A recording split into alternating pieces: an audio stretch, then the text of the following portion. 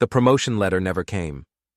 After 15 years of loyalty to Summit Horizon Tech, after countless 60-hour weeks debugging code while Miranda climbed the corporate ladder on my shoulders, after watching her transform from the ambitious programmer I married into the ice-cold CEO who now controlled my professional fate, the letter never came. Before we dive deeper into this story, I have one small request. Please subscribe, drop a like, comment, and hit that hype button to boost this channel so more people can discover these incredible Reddit stories. I sat in our kitchen at 3 in the morning, laptop glowing in the darkness, staring at the company directory. Regional Director, Northeast Division. The position I'd been promised, the role I'd earned, the job that should have been mine. Instead, it went to Rachel Connors, Miranda's 28-year-old protégé who couldn't debug a simple loop without help. The front door clicked open. Miranda's heels tapped across the hardwood, each step precise and calculated like everything else in her life. She appeared in the kitchen doorway, still wearing her charcoal business suit, lipstick slightly smudged, hair disheveled in a way that suggested more than late-night spreadsheet reviews. "Working late with Rachel again?" I asked, not looking up from my screen. The quarterly reports needed finishing. Her voice carried that practiced CEO tone, smooth, authoritative, completely devoid of warmth. You know how demanding the board can be. I finally met her eyes. Miranda Shaw, née Miranda Collins, the woman who used to laugh at my terrible programming jokes, who used to curl up beside me during weekend Netflix binges, who used to actually see me as more than just another employee under her command. Now she looked at me like I was a line item on a budget sheet. "Congratulations on the promotion announcement," I said. "Rachel must be thrilled." Something flickered across Miranda's face. Guilt, maybe, or annoyance at being caught in whatever game she was playing. "Oliver, we need to discuss your career trajectory. There are other opportunities." Other opportunities. I closed the laptop with a soft snap. After 15 years, after building half the systems that keep this company running, after training every new hire in the IT department, I get other opportunities. Miranda's jaw tightened. She hated being challenged, especially at home where she couldn't hide behind corporate hierarchy. The board felt Rachel brought fresh perspectives to the role. Her innovative approaches to client relations. Her innovative approaches? I laughed, but there was no humor in it. "Miranda, I wrote the client management protocols she's been taking credit for. I designed the automated system she claims as her breakthrough innovations. Hell, I even wrote the presentation she gave to land the Morrison account." "You're being dramatic." "Am I?" I stood up, moving to the coffee maker. My hands remained steady despite the rage building in my chest. 15 years of military discipline before joining Summit had taught me to control my reactions, to think strategically, even when emotions ran high. "Tell me, how exactly did Rachel demonstrate these fresh perspectives? Was it during those late-night strategy sessions you two have been having? The ones that require her to stay until midnight in your office with the door locked?" Miranda's face went pale. "I don't know what you're implying." "I'm not implying anything. I'm stating facts." I poured coffee into my favorite mug, the one Miranda had given me for our 5th anniversary. It read, "World's Best Debugging Partner," in faded letters. Rachel's been bragging to the other employees about her special relationship with management. Jeff in IT mentioned some interesting observations about after-hours access logs. Seems your keycard and Rachel's have been used together quite frequently during off-business hours. The silence stretched between us like a taut wire. Miranda's perfectly manicured fingers drummed against the doorframe, a nervous tic she'd developed during her rise to CEO. "Oliver, you're reading too much into routine business activities. Rachel is ambitious and hardworking." "So was I." I sipped my coffee, watching her over the rim. 15 years of ambition and hard work, Miranda. 15 years of believing that loyalty and competence mattered more than office politics and whatever the hell you and Rachel have been doing behind closed doors. "You're being paranoid and unprofessional. Unprofessional? The word hit me like a slap. Miranda, I've carried this company's technical infrastructure on my back while you played CEO. I've trained incompetent hires, fixed disasters created by your cost-cutting measures, and worked weekends to meet impossible deadlines set by your management team. The only thing unprofessional here is promoting your drinking buddy over the person who actually earned the position. Miranda straightened, switching into full corporate mode. If you're unhappy with management decisions, you're welcome to submit a formal complaint to HR. Otherwise, I suggest you focus on your current responsibilities and maintain appropriate workplace boundaries. Workplace boundaries. She was talking to her husband about workplace boundaries. I set down my coffee mug with deliberate care. You know what, Miranda? You're absolutely right. It's time I established some appropriate boundaries. Something in my tone made her take a step back. Good. For too long, I'd been the accommodating husband, the reliable employee, the man who bent over backward to support her ambitions while my own career stagnated. That version of Oliver Shaw was officially retired. What do you mean? I smiled, and for the first time in months, it felt genuine. You'll find out tomorrow morning. The resignation letter was a masterpiece of professional courtesy wrapped around a tactical nuclear weapon. I'd spent the remaining pre-dawn hours crafting it with the same precision I brought to debugging code. No emotional outbursts, no accusations, just a clear statement of my immediate resignation from Summit Horizon Tech, effective immediately. The real genius was in the distribution list. Not just Miranda, but the entire board of directors, the department heads, and key clients who'd worked directly with me over the years. By 9 a.m., my email had detonated through Summit's corporate structure like a virus through an unprotected network. I sat in the Driftwood, a weathered dive bar on the outskirts of town, nursing my second cup of coffee and watching my phone buzz with increasingly frantic messages. Troy Kellerman, the bar's owner and my oldest friend, leaned against the counter reading the resignation letter I'd forwarded him. Jesus, Ollie, Troy whistled low. You really went nuclear on them. Nuclear would have been naming names and sharing details, I replied. This was just a controlled demolition. Troy, a former Marine who'd opened the Driftwood after his own corporate disillusionment, understood the military precision behind my approach. So what's the real story? Miranda finally show her true colors? Before I could answer, my phone rang. Miranda's name flashed on the screen. Oliver Shaw speaking. What the hell do you think you're doing? Miranda's voice crackled through the speaker, her CEO composure completely shattered. You can't just resign without notice. We have contracts, obligations. Actually, I can. Massachusetts is an at-will employment state, as you well know. My resignation is effective immediately. The board is asking questions. They want to know why our senior IT manager just walked out without explanation. Then perhaps you should ask Rachel to handle it. I'm sure her innovative approaches will provide all the answers they need. The silence on the other end stretched long enough that I wondered if she'd hung up. Finally, Oliver, we need to talk, not as CEO and employee, but as husband and wife. Funny how that distinction only matters when it's convenient for you. Please, come home. We can work this out. I looked around the Driftwood's worn interior, the scarred wooden tables, the faded maritime photographs, the honest working-class patrons who didn't play corporate games or stab friends in the back. This felt more like home than the sterile house Miranda had decorated to impress her business associates.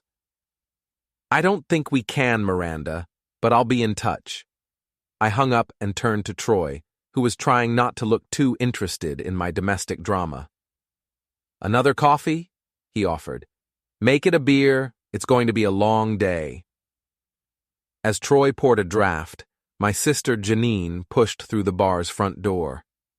At 35, she had the same dark hair and sharp features as me, but where I'd learned to hide my thoughts behind military discipline, Janine wore her emotions like badges of honor. She worked as a paralegal at a family law firm and had never liked Miranda. "I heard about the resignation," she said, sliding onto the stool beside me. "Half the town's talking about it already." "Small towns," I muttered. "Oliver, there's something you need to know." Janine glanced around the mostly empty bar, then leaned closer. "I was at Rossetti's last week. You know, that upscale Italian place downtown, and I saw Miranda there with someone." My beer suddenly tasted flat. "Rachel." "No, a man. Tall, athletic, expensive suit. They were sitting in the back corner, very intimate. Hand-holding, the whole thing." The pieces clicked into place with sickening clarity. "Liam Hart. You know him?" "Summit's legal consultant. He's been working closely with Miranda on some acquisition deals." I took a long pull of beer, processing this new information. How closely, apparently. Troy, who'd been pretending to clean glasses while obviously listening, finally spoke up. "So your wife's been playing house with the lawyer while promoting her girlfriend over you." "It's not that simple." "Actually, it is exactly that simple," Janine interrupted. "Oliver, you've been so focused on being the good soldier, the loyal employee, that you missed what was happening right in front of you. Miranda's been building her own little empire, and you weren't part of her long-term plans." My phone buzzed again. This time, it was a text from Jeff Morrison, Summit's network administrator, and one of the few people there I considered a genuine friend. "Board meeting in conference room A. Miranda looks like she's about to explode. Rachel's been crying in the bathroom for 20 minutes. Whatever you did, it worked." I showed the message to Janine, who grinned with predatory satisfaction. "So, what's your next move?" she asked. I finished my beer and stood up, feeling something shift inside me. For 15 years, I'd been reactive, responding to Miranda's career moves, supporting her ambitions, adapting to her changing priorities. It was time to become proactive. "I'm going to pay Rachel a visit." "Oliver." "Don't worry. I'm not going to do anything stupid. I'm just going to have a conversation about career opportunities and workplace boundaries." Janine looked skeptical, but Troy nodded approvingly. Sometimes a conversation is all it takes. 20 minutes later, I stood outside Rachel Connor's apartment complex, a modern glass and steel structure that screamed upwardly mobile professional. Her unit was on the 8th floor with a view of the harbor. Expensive real estate for someone who'd been promoted to regional director less than 24 hours ago. Rachel answered the door in yoga pants and an oversized sweater, her usually perfect blonde hair pulled back in a messy ponytail. Her eyes were red-rimmed, and she looked like she hadn't slept. "Oliver." Her voice was barely above a whisper. "What are you doing here?" "I wanted to congratulate you on the promotion," I said pleasantly. "May I come in?" She hesitated, then stepped aside. The apartment was exactly what I'd expected. Minimalist furniture, abstract art, everything arranged to project success and sophistication. It was like Miranda's office had been transplanted into a residential space. "Would you like some coffee?" Rachel asked, playing the gracious hostess despite her obvious discomfort. "That would be nice." I followed her into the kitchen, noting the expensive appliances and granite countertops. Regional director salaries were good, but not this good. Either Rachel had family money, or she'd been receiving additional compensation for her services to Summit Horizon. "Oliver, about the promotion?" "What about it?" I leaned against the counter, watching her fumble with the coffee maker. "You earned it, right? All those innovative approaches Miranda mentioned, all those fresh perspectives you brought to the client relations role?" Rachel's hands shook slightly as she measured coffee grounds. "I've worked very hard." "I'm sure you have. Those late-night strategy sessions with Miranda must be exhausting." The coffee scoop clattered to the floor. Rachel bent to pick it up, buying herself time to compose an answer. "Miranda and I have a professional relationship based on mutual respect and shared goals," she said finally. "Shared goals. That's an interesting way to put it." I pulled out my phone and scrolled through some photos Jeff had sent me. Security camera stills showing Miranda's car in the Summit parking lot at various late-night hours, timestamps correlating with Rachel's vehicle. Tell me, Rachel, what exactly are those shared goals? She straightened, and for a moment I saw a flash of the ambition that had driven her climb up Summit's corporate ladder. Oliver, I understand you're upset about not getting the promotion, but taking it out on me isn't. Taking it out on you? I laughed, and the sound made her flinch. Rachel, I'm not upset about losing a job. I'm fascinated by how you won it.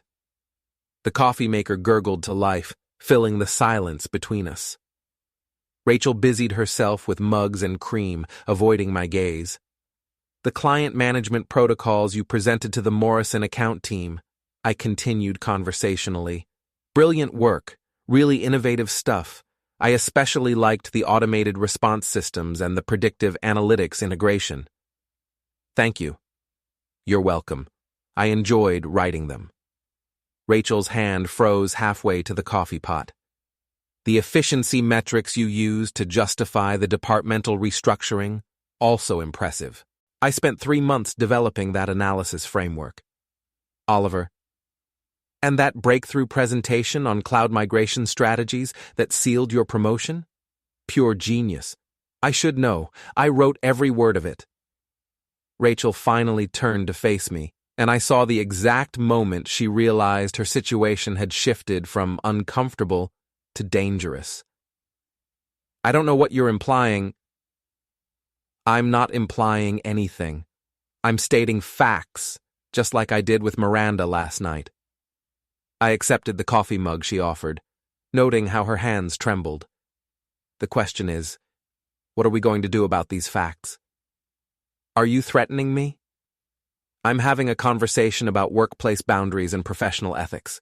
You know, the kind of conversation Miranda suggested I should have with HR. Rachel sank into a chair at her kitchen table, looking suddenly much younger than her 28 years. What do you want? I want the truth. About you and Miranda, about Liam Hart, about how exactly you earned that promotion. For a long moment, she just stared into her coffee. When she finally spoke, her voice was barely audible. It wasn't supposed to happen like this. But it did happen, so now we deal with the consequences. I sat down across from her, pulled out a manila folder I'd brought from home, and placed it on the table between us. Rachel stared at it like it might explode. What's that? Evidence, email timestamps, security footage, financial records, witness statements, everything the board would need to understand exactly how personnel decisions have been made at Summit Horizon. Rachel's face went white. You're going to destroy me. That depends entirely on you. I stood up, leaving the folder on the table. Think carefully about your next moves, Rachel. Because whatever game you and Miranda have been playing, the rules just changed. I walked to the door, then paused and looked back. Oh, and Rachel? You might want to call Miranda. I have a feeling she's going to need all the innovative approaches she can get. The annual New England Tech Innovation Gala was Summit Horizon's biggest networking event of the year. Held at the Seaside Grand Hotel, it brought together the region's top technology executives, venture capitalists, and industry leaders for an evening of speeches, awards, and deal-making disguised as socializing. I hadn't planned to attend. My invitation had been rescinded along with my employment, which was probably for the best since Miranda would be giving the keynote address on leadership in the digital age. The irony was too perfect to ignore. But Troy had connections. His brother-in-law ran security for the hotel, and sometimes the best revenge required a personal appearance. I adjusted my black tie and surveyed the ballroom from the mezzanine level. Below, Summit's executive team worked the crowd with practiced efficiency. Miranda held court near the bar, stunning in a midnight blue gown that probably cost more than most people's monthly salary. Rachel flanked her right side like a loyal lieutenant, while Liam Hart lingered nearby, playing the role of attentive legal counsel. They looked like a perfect corporate power structure. Too bad it was built on lies. I made my way downstairs, accepting a champagne flute from a passing waiter and blending into the crowd.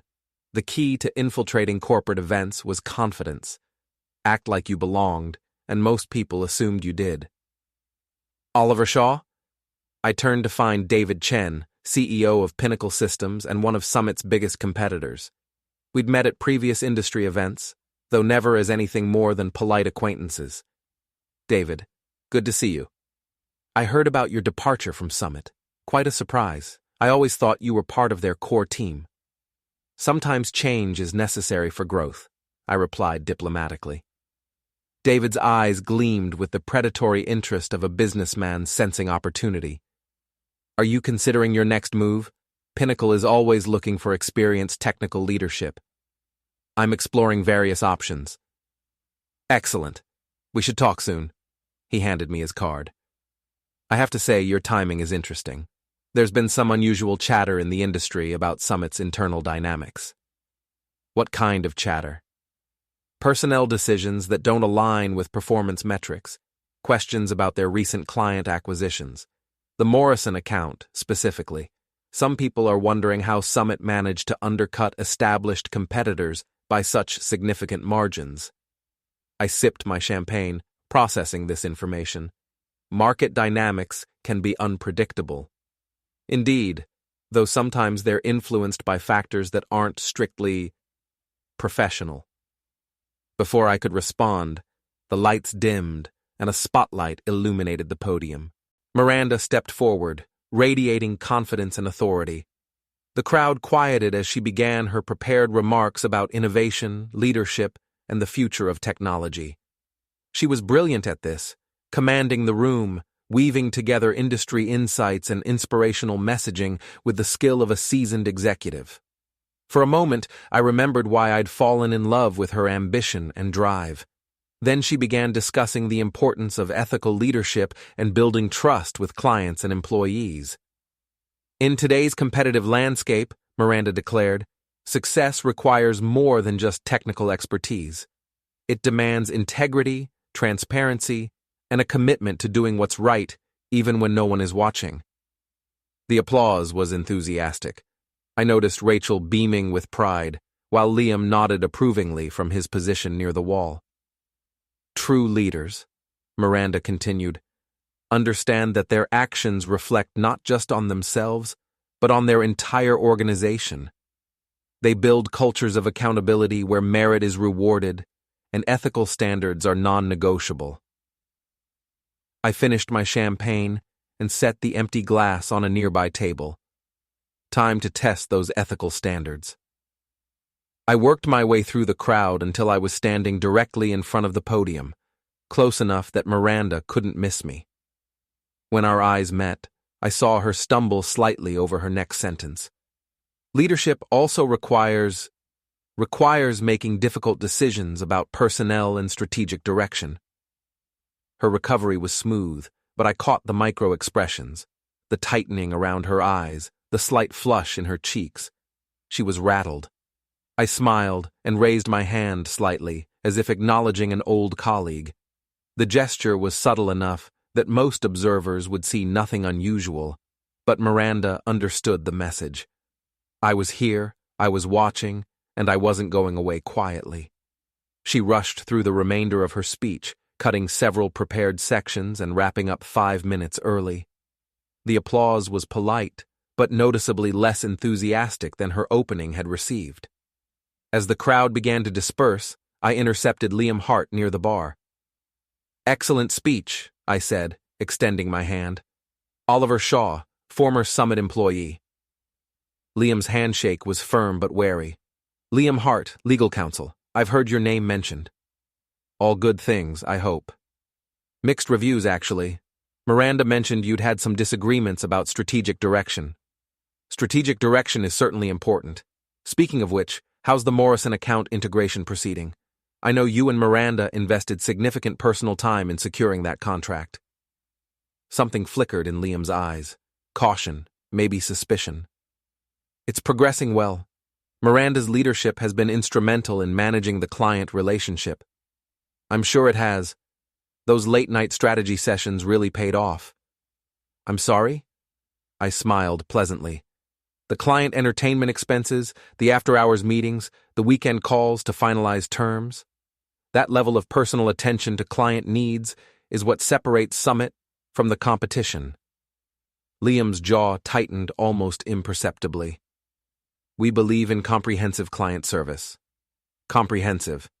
That's an excellent word for it. Before Liam could respond, Rachel appeared at his elbow, looking flustered and slightly panicked. "Oliver," she said breathlessly, "I didn't expect to see you here." "Rachel, congratulations again on the promotion. I trust you're settling into your new responsibilities." "Yes, thank you. It's been challenging." "I imagine it has. Stepping into a role with such high visibility, managing client relationships that were built on very specific foundations." Rachel and Liam exchanged glances, and I knew they were both thinking about the folder I'd left on Rachel's kitchen table. "If you'll excuse us," Liam said smoothly, "we need to speak with some clients." "Of course. Don't let me keep you from your professional obligations." They moved away quickly, heading directly for Miranda, who was still surrounded by admirers and industry contacts. I watched as Rachel whispered urgently in Miranda's ear, saw my wife's face go rigid with controlled fury. The three of them huddled together, their body language screaming crisis management mode. Other attendees began to notice the intense conversation, the way Miranda's usual social grace had been replaced by sharp-clipped gestures. I circulated through the crowd, making casual conversation with industry contacts, dropping subtle hints about changes at Summit and interesting developments in client acquisition strategies. Nothing actionable, nothing that could be traced back to me, just enough to plant seeds of curiosity and doubt. By the time I left the gala, those seeds were already beginning to sprout. I could see it in the speculative glances directed at Miranda's group, in the whispered conversations that stopped when Summit employees approached, in the way several potential clients seemed to be reconsidering their interactions with the company's leadership team. As I waited for my car from the valet, David Chen appeared beside me. "Interesting evening," he observed. "Very educational. Oliver, that offer I mentioned earlier, I meant it. Pinnacle could use someone with your experience and insights. I'll consider it." "Good. Because I have a feeling the industry landscape is about to shift significantly." He wasn't wrong, but the shifts I had planned would make tonight's disruption look like a minor tremor compared to the earthquake that was coming. The security footage was beautiful in its clarity. Jeff Morrison had outdone himself, pulling camera feeds from 3 different angles showing Miranda's Mercedes in the Summit parking lot at 11:47 p.m. on a Tuesday night. The timestamp matched perfectly with Liam's BMW arriving 12 minutes later and Rachel's Honda pulling in at 12:03 a.m. What made it even more interesting was the second set of footage from the following morning, showing all 3 vehicles still present at 6:15 a.m. when the day shift security guard arrived. "This is career-ending material," Jeff said, sliding the USB drive across the table at the driftwood. "For all 3 of them." I pocketed the drive and finished my beer. "What about the access logs?" "Even better. Miranda's keycard was used to enter the executive conference room at 12:22 a.m. Liam's card accessed the same room at 12:24. Rachel's card shows entry at 12:26. A 3-way strategic planning session. If that's what we're calling it." Jeff grinned, but there was an edge to his expression. "Oliver, I want you to know, I'm not doing this just for you. Miranda's been systematically destroying the technical culture at Summit. She's pushed out 5 senior developers in the past year, outsourced critical infrastructure projects to cut costs, and ignored every security recommendation my team has made. What's your point?" "My point is that when this comes out, and it will come out, Summit's going to need new leadership, technical leadership that understands what actually makes the company valuable." I studied Jeff's face, recognizing the ambition beneath his helpful exterior. "You want Miranda's job." "I want Summit to survive what's coming. The Morrison account isn't the only client relationship built on questionable foundations. Miranda's been playing fast and loose with contracts, making promises the technical team can't deliver, and covering the gaps with creative accounting. This was news to me. How creative? Development costs attributed to overhead, consulting fees paid to shell companies, expense reports that don't match actual project requirements. Jeff leaned forward conspiratorially. I've been documenting everything, waiting for the right moment to present it to the board. And now you have the right moment. Now I have a partner who understands how to present information for maximum impact. I considered this new alliance. Jeff was ambitious and opportunistic, but he was also technically competent and genuinely concerned about Summit's future. More importantly, he had access to financial records and internal communications that could provide the final pieces of evidence I needed. What do you want from me? Help me present this to the board in a way that ensures change, not just punishment. Miranda, Rachel, and Liam need to go, but Summit needs to survive. It was a reasonable request, and it aligned with my own goals. Destroying Miranda's career was satisfying, but destroying the company would hurt innocent employees who'd done nothing wrong. All right, but we do this my way, on my timeline. Agreed. We shook hands, sealing our partnership in revenge and corporate restructuring. The next phase of my plan required careful timing and precise execution. Miranda, rattled by my appearance at the gala, had been trying to regain control of the narrative. She'd called an all-hands meeting for Friday afternoon, ostensibly to discuss recent personnel changes and strategic realignments. What she didn't know was that I still had friends throughout Summit's technical departments, people who'd kept me informed about her increasingly desperate attempts to contain the damage from my resignation and the rumors circulating after the gala. Thursday evening, I put the trap into motion. I called Summit's main number after hours, knowing the call would go to the automated directory system. I navigated to Miranda's voicemail and left a carefully crafted message.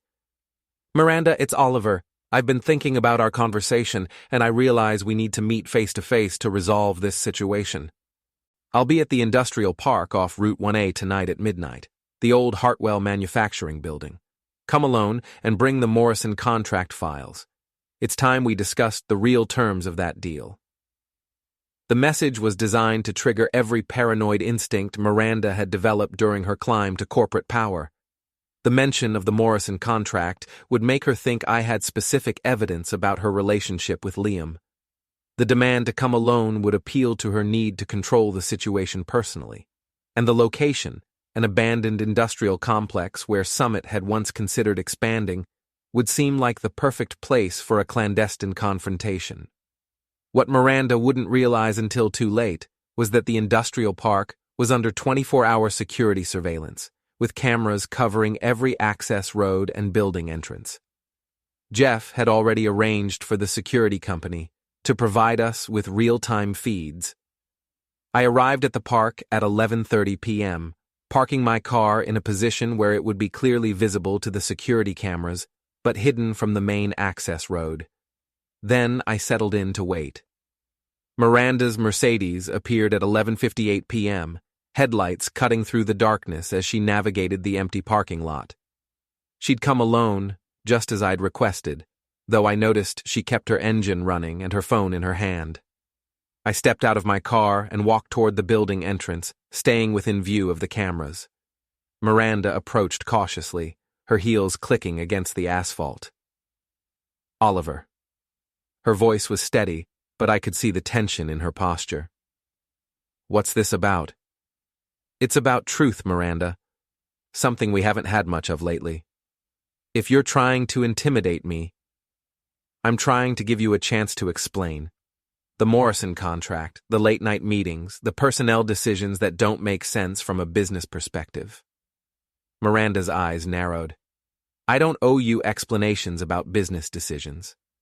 Maybe not. But you owe the board explanations, and the clients, and the employees who've been wondering why their qualified colleagues keep getting passed over for promotions. You're talking about Rachel.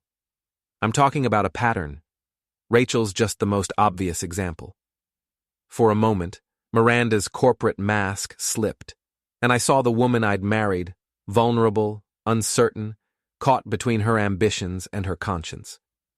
Oliver, you don't understand the pressures I'm under. The board expects results, the clients demand perfection, the employees want job security. Sometimes you have to make compromises. Compromises like sleeping with your legal counsel to secure contracts. The mask snapped back into place. That's a serious accusation. It's a serious situation. Miranda pulled out her phone, and for a moment I thought she might call for help. Instead, she scrolled through her contacts and placed a call. Rachel, I need you to come to the Hartwell building immediately. Bring Liam. She paused, listening. Yes, now. We have a situation that requires immediate attention. I smiled, recognizing the tactical error. Miranda was so accustomed to controlling situations through corporate hierarchy that she couldn't resist calling in reinforcements.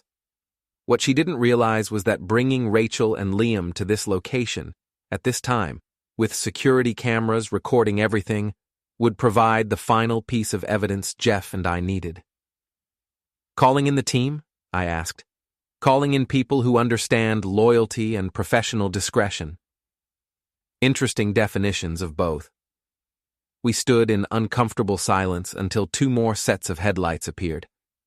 Rachel's Honda and Liam's BMW pulled into the parking lot, their occupants clearly confused about why they'd been summoned to an abandoned building at midnight. Rachel approached first, looking nervous and underdressed for whatever crisis she'd imagined. Miranda, what's going on?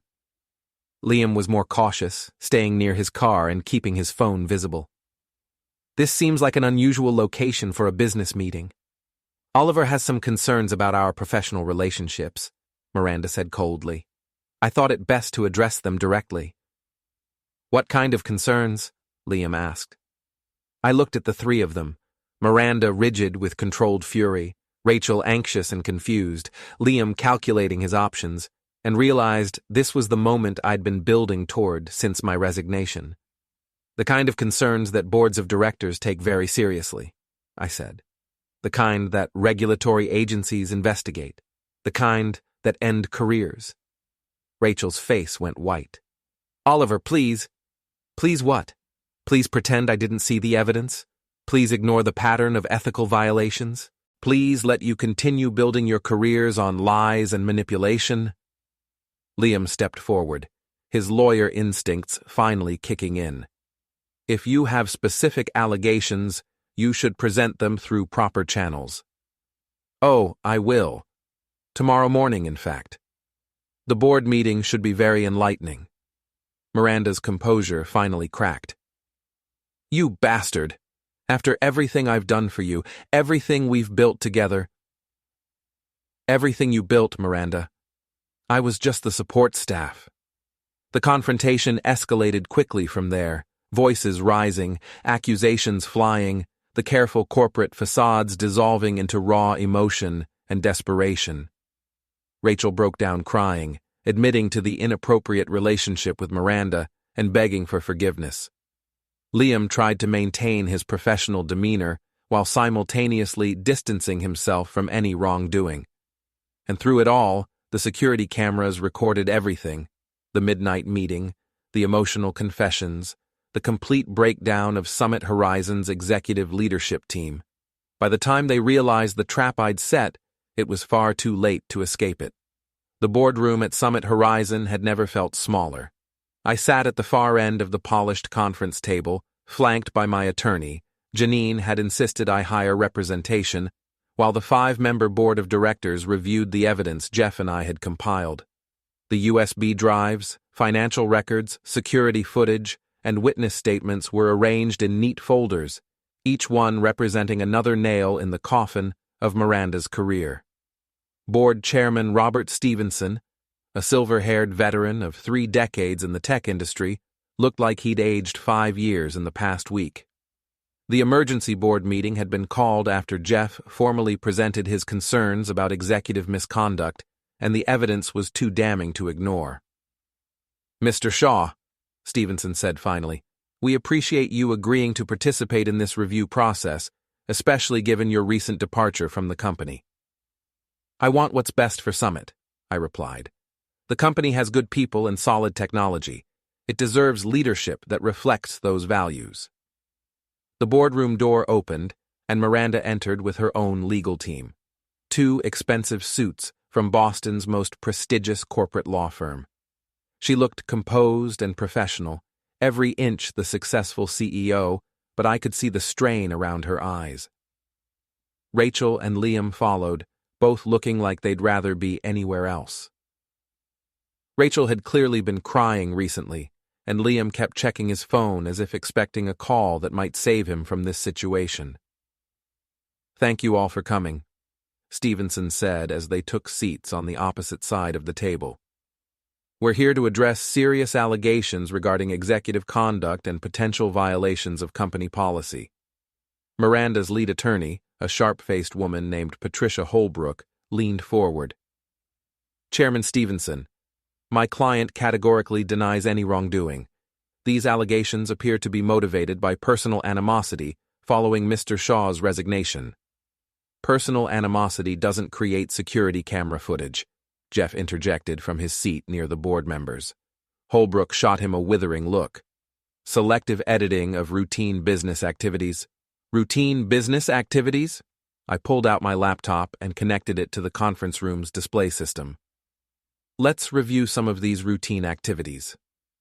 The first image appeared on the wall-mounted screen, Miranda's Mercedes in the Summit parking lot at 11:47 p.m., time-stamped and crystal clear. "This was taken on Tuesday, March 15th, I explained calmly. "A day when Summit's official business hours ended at 6 p.m. and no client meetings were scheduled." The next image showed Liam's BMW arriving 12 minutes later. Mr. Hart's vehicle arriving at approximately midnight for what I assume was an urgent legal consultation. Rachel's Honda appeared in the third image. And Ms. Connors, arriving at 12:03 a.m. to join this late-night strategy session.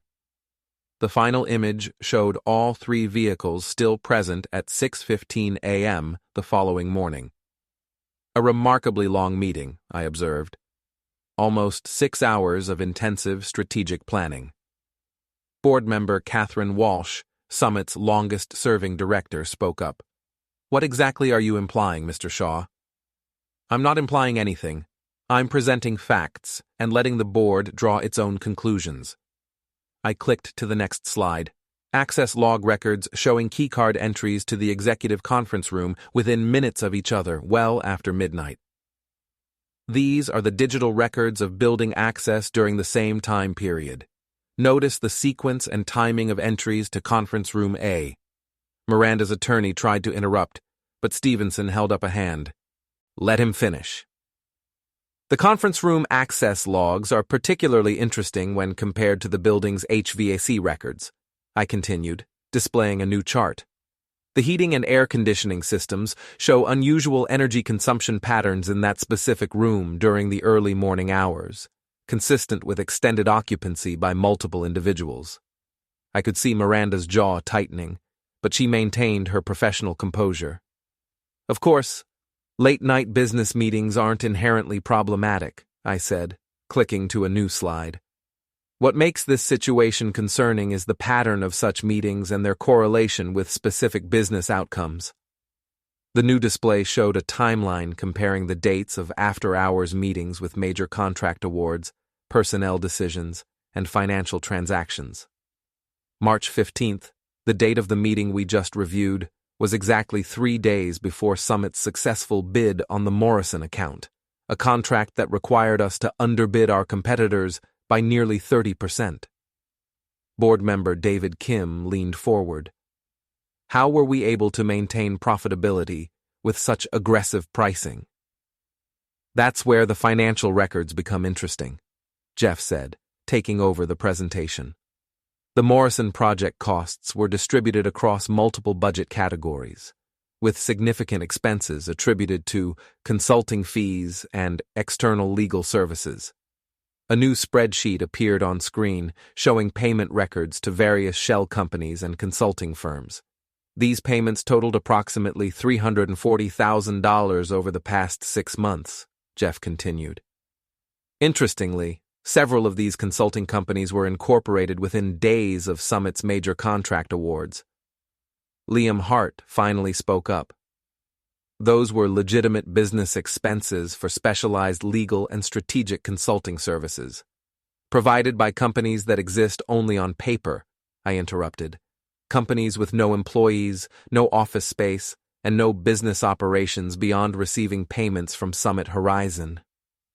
The evidence was overwhelming, and I could see the board members' expressions shifting from skepticism to concern to outright alarm. Miranda finally broke her silence. This is a witch hunt based on circumstantial evidence and speculation. Oliver is clearly motivated by personal grievances. Personal grievances? I turned to face her directly. Miranda, this isn't about our marriage or your career choices.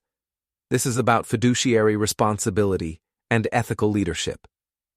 You're trying to destroy me because I didn't give you a promotion you didn't earn. I didn't earn? The words hit like a physical blow, and for the first time since entering the boardroom, I felt my carefully controlled anger break through. Miranda, I built half the systems that keep this company running. I trained every new hire in the IT department. I wrote the protocols and procedures that Rachel has been taking credit for. You were always technically competent, but you lack the strategic vision. Strategic vision like sleeping with clients to win contracts? Like promoting unqualified employees based on personal relationships? Like creating shell companies to hide project costs? The room fell silent. Miranda's face had gone pale, and I realized I'd just crossed a line that couldn't be uncrossed. Chairman Stevenson cleared his throat. I think we need to take a brief recess to allow all parties to collect themselves. But it was too late for recess. The dam had burst, and everything came pouring out. Rachel suddenly stood up, tears streaming down her face. I can't do this anymore. Oliver's right about everything. Her attorney tried to stop her, but she pushed away from the table. Miranda and we've been having an affair for 8 months. And yes, she promised me the regional director position in exchange for personal favors. The boardroom erupted. Attorneys shouted objections, board members demanded clarification, and Miranda looked like she wanted to disappear through the floor. But Rachel wasn't finished. And Liam, Miranda's been sleeping with him too. The Morrison contract, the Henderson deal, the Pinnacle acquisition that fell through, she used sex to manipulate the negotiations. Liam Hart jumped to his feet. That's completely false. Is it? Rachel turned on him with surprising venom. Should we discuss the hotel receipts? The weekend trips to Boston and New York that were billed as client development? The jewelry and gifts that were expensed as business entertainment? The complete collapse of Summit's executive team was spectacular in its thoroughness. Within minutes, the carefully constructed facade of professional competence had crumbled into accusations, denials, and desperate attempts at damage control. But the most devastating moment came when Rachel, in her desperation to minimize her own culpability, revealed the final piece of information that sealed everyone's fate. Miranda also slept with board member Harrison, she said, referring to the one board member who wasn't present at the meeting. That's how she got approval for the executive compensation package last year. The silence that followed was deafening. Chairman Stevenson looked like he'd been physically struck. The other board members sat in stunned disbelief. Even the attorneys seemed shocked by the scope of the misconduct being revealed. I felt no satisfaction in that moment, only a profound sadness for what Summit Horizon had become under Miranda's leadership. This wasn't just about personal betrayal anymore. It was about the systematic corruption of an organization that employed hundreds of good people. I think, Stevenson said slowly, we need to discuss immediate interim leadership arrangements. Miranda finally found her voice. Bob, you've known me for 5 years. I've delivered consistent results, grown the company's revenue, expanded our market presence. through fraud and sexual manipulation, board member Walsh said bluntly. Miranda, what you've accomplished isn't leadership, it's criminal behavior. The meeting continued for another 2 hours, but the outcome was never in doubt. By the end of the day, Miranda had been terminated as CEO, Rachel had been fired from her regional director position, and Liam Hart's consulting contract had been permanently severed. Jeff Morrison was named interim chief technology officer, with a mandate to stabilize operations and rebuild the company's technical leadership team. And I walked out of Summit Horizon for the final time, carrying with me the knowledge that justice had been served, not through violence or illegal schemes, but through the simple power of truth and evidence. The storm hit the coast with unusual fury for early April, driving rain against the windows of the driftwood and sending most of the regular customers home early. I sat at the bar nursing a whiskey, watching the weather reports on the muted television, while Troy cleaned glasses and pretended not to be concerned about my state of mind. It had been 3 days since the board meeting, 3 days since Summit Horizon's executive team had imploded in spectacular fashion. The local business journal had already run a front-page story about the scandal, and the regional tech community was buzzing with speculation about what would happen to one of the area's most prominent companies. I should have felt vindicated. Justice had been served, the guilty parties had been punished, and the company would survive under new leadership. Instead, I felt empty, like a soldier after a long campaign, unsure what to do with himself once the fighting was over. My phone buzzed with a text from Janine. "Saw the news coverage. How are you holding up?" I typed back, "Fine, just processing everything." "Want company?" "Not tonight. Need to think." Troy set down the glass he'd been cleaning and leaned against the bar.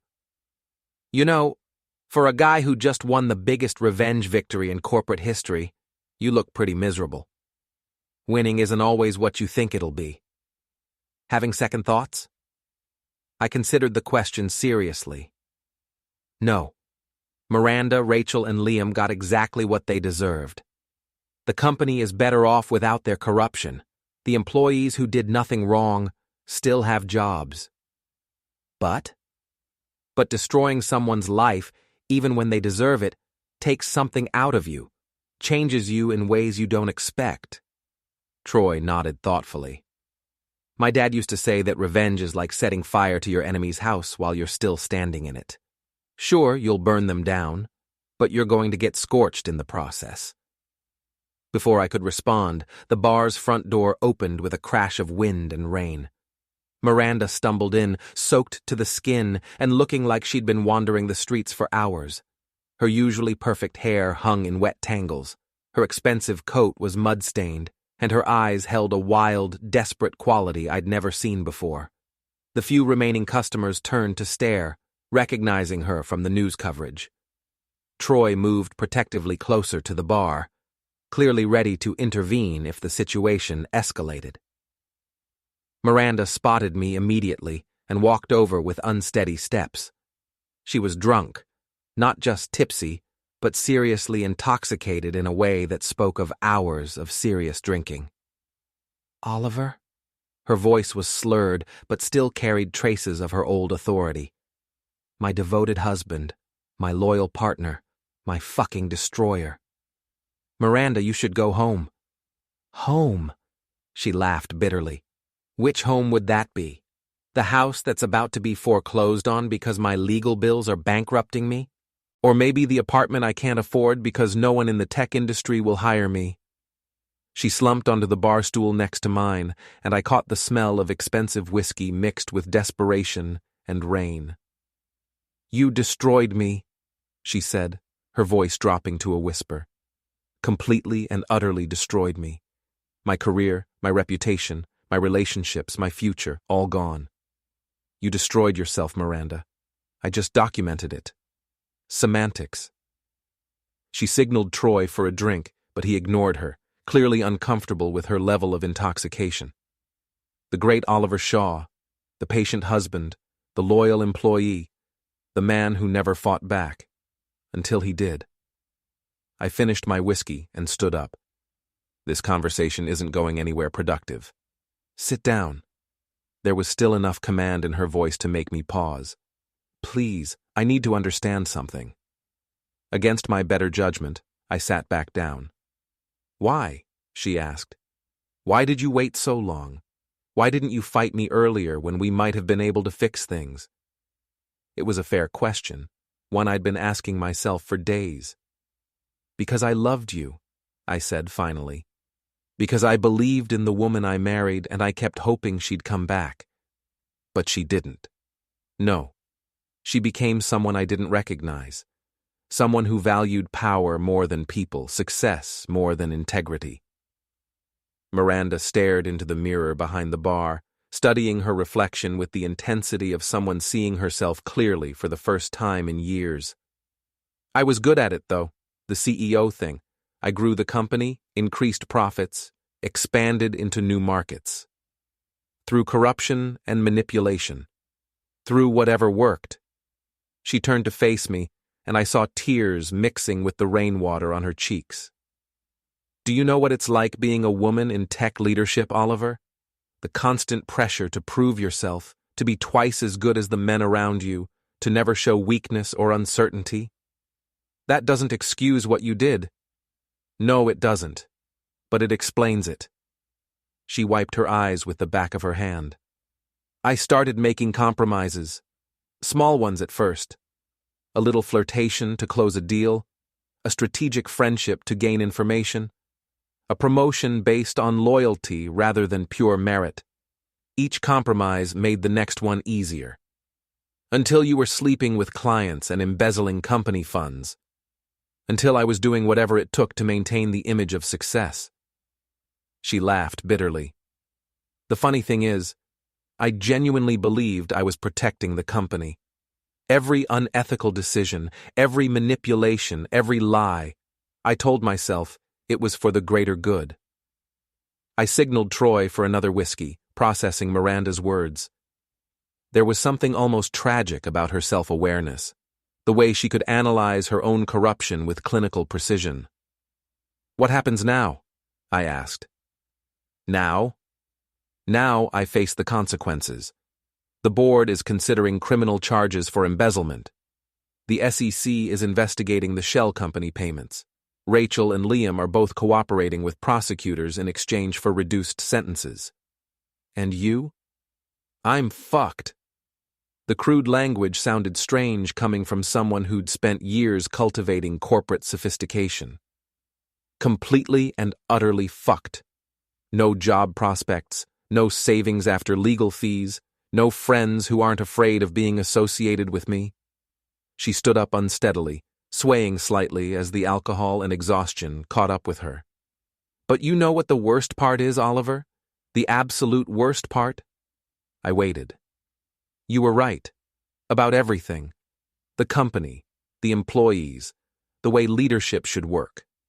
You would have been a better CEO than I ever was. She walked toward the door, then paused and looked back. I hope it was worth it.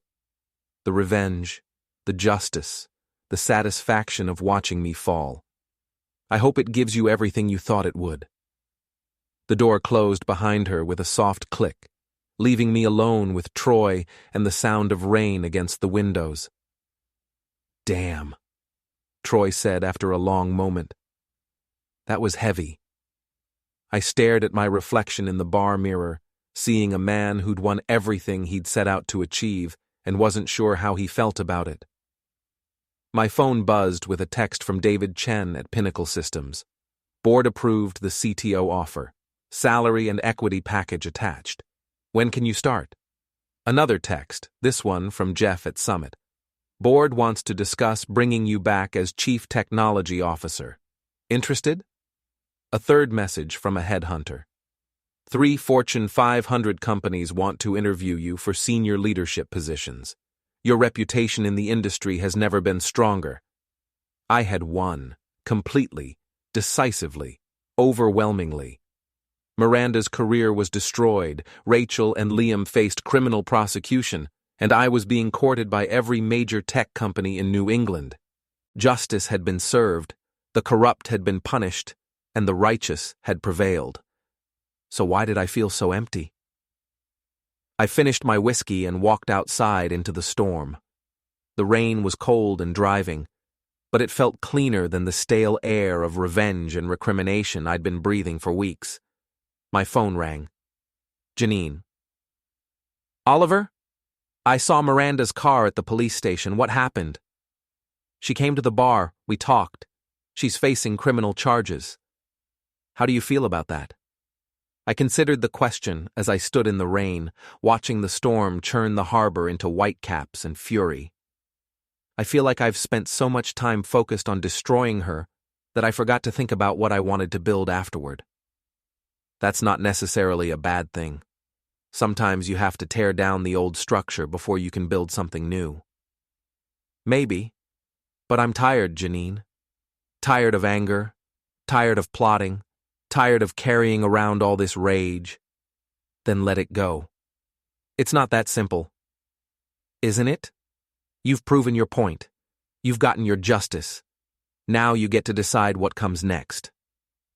I walked back into the driftwood, where Troy was closing up for the night. The television was still showing weather reports, predicting the storm would pass by morning. Troy, I said, what do you know about running a business? He looked up from the cash register. Enough to keep this place profitable. Why? I'm thinking about making some changes. Maybe it's time to stop working for other people's dreams and start building my own. Troy grinned. Now that sounds like the Oliver Shaw I remember from the Marines. What did you have in mind? I looked around the driftwood, at the worn wooden tables, the honest working-class atmosphere, the kind of place where people came to escape corporate politics and just be themselves. I'm thinking about the kind of company I'd want to work for, the kind of leadership I'd want to follow, the kind of culture that rewards merit and integrity instead of manipulation and corruption. Sounds ambitious. It is. But I've learned something important over the past few weeks. What's that? I pulled out my phone and began typing responses to the job offers, the interview requests, the opportunities to join other people's organizations and help them achieve their visions. I've learned that the best revenge isn't destroying your enemies, it's building something so much better than what they had that their failure becomes irrelevant. Outside, the storm was beginning to pass, and I could see the first hints of dawn breaking through the clouds. Miranda's car was no longer in the police station parking lot, and I realized I didn't care where she'd gone or what happened to her next. For the first time in months, I was thinking about the future instead of the past, and that felt like victory.